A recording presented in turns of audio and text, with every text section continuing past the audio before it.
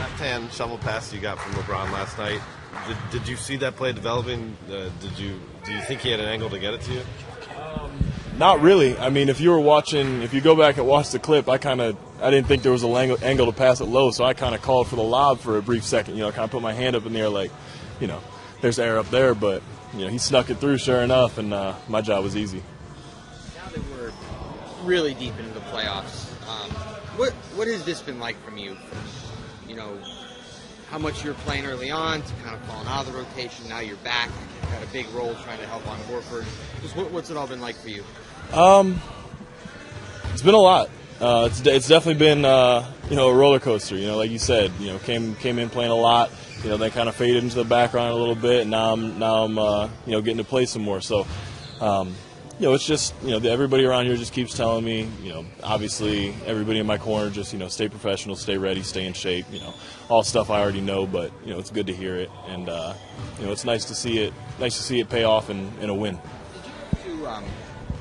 Did you have to adjust or kind of ease into the pressure of playing in the playoffs, especially with LeBron on a team that's been to 3 finals?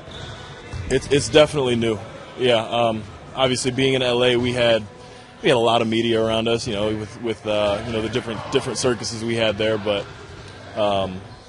here this is brand new. This is something completely different. So you can't turn on SportsCenter, ESPN, nothing without hearing Cavs this, Cavs that. So it's definitely taken some adjusting.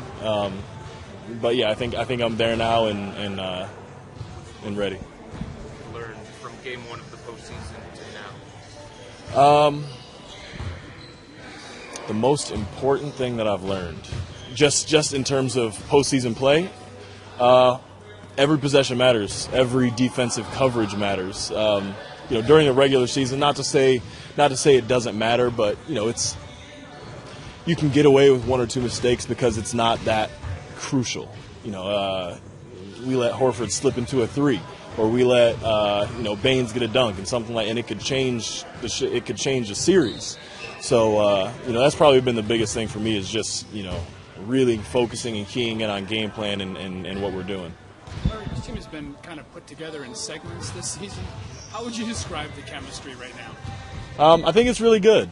We're like you said, we've had so many different lineups and so many different us 4 guys coming in late and then adding trying to figure all that out. So I think we're in a good place right now. Obviously, we've got our two lead dogs leading the way, and the rest of us just are doing our role. When you have a game like last night where the lead dogs don't have to do everything and you get contributions from 1 through 12.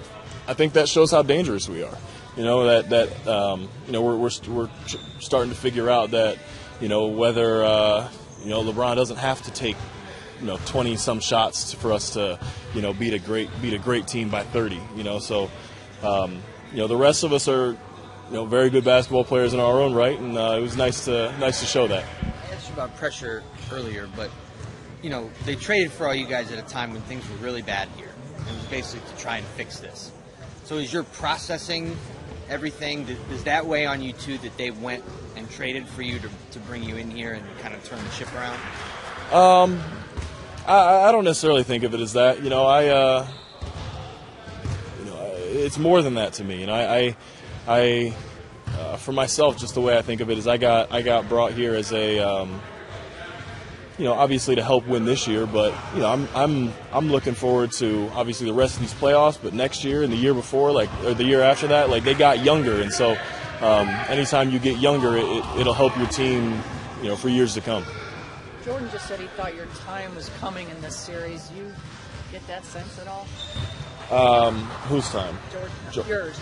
Me, yeah, or ours as a group? No, he said that of you. He felt like you were kind of maybe earning your time or something. I certainly hope so. A series like this where they play a lot of bigs, they'll go Morris, Horford, Baines, Monroe. They have a lot of their big guys, and so and they're super athletic. So if there's 2 things that I fit well against, it's athleticism and playing big. So hopefully the coaching staff sees and deems it that I get more minutes. When you hook up with LeBron like that left-handed thing, or even an alley-oop, do you still kind of cherish that Are you still at that point? Or? I mean, come on, it's hard not to be. It's hard not to be, but in the moment, no. It's just like catch, finish. That's all that's going through my mind. But yeah, I'm sure at one point I'll look back at that like, being able to catch a lob from Kobe or something like that. It's definitely something that I'll definitely keep in my memory banks. Jordan mentioned that he feels like from the regular season to the postseason, teams are defending him different than he's ever been defended before. Do you feel like other teams are challenging you in that same way, and what's the key for you to overcome that? It's adjusting. When throughout the regular season, I mean, we all saw it when I first got here. When I rolled, it was one of two things. I was going to roll, and the entire defense was going to suck in and not let me get anything near the rim, or it was going to be a lob, at the top of the backboard. So now it's a little bit different. They're playing me in kind of an in-between role, so where I can catch it, and then I've got to, either make a quick decision and try to score, quick decision and try to pass it. But it's definitely an adjustment, and I think JC's right. Playoffs are the game planning and the scheming definitely comes into play. Larry, my apologies because I'm sure you've been asked this since you've been here, but I haven't heard it. Let me guess. How has my dad helped me through this playoff run? No. Oh, okay, all right. But it's kind of in that late territory. Right. This is a very veteran group. Yeah. And so you already talked about advice that you've been hearing during the playoffs. But what have you witnessed from a Kevin Love or J.R. Smith or even a Kendrick Perkins just in their habits? Oh, that's a good question. Yeah, that's a good question. No, it's been cool to see these guys' work ethic. To be honest with you, not to say I'm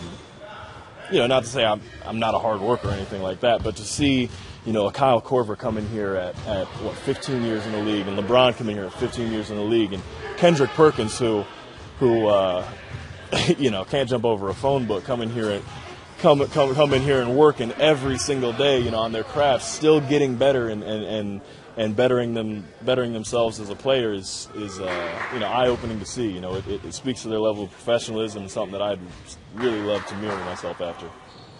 So is your dad giving you any advice? Yeah, it was coming. I set myself up for that. You opened it. Yeah, just stay ready. Obviously,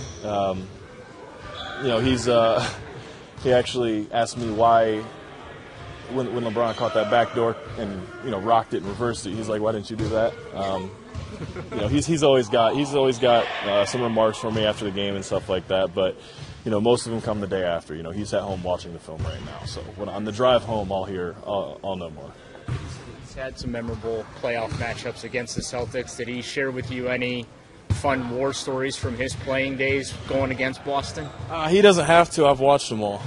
All those Hardwood Classic games, the VHS tapes. He doesn't have to share, and we sat down and watched them all growing up. It's the postseason. I think every game is a must-win. Every moment is big in the playoffs. That's on all our minds. I live for those moments.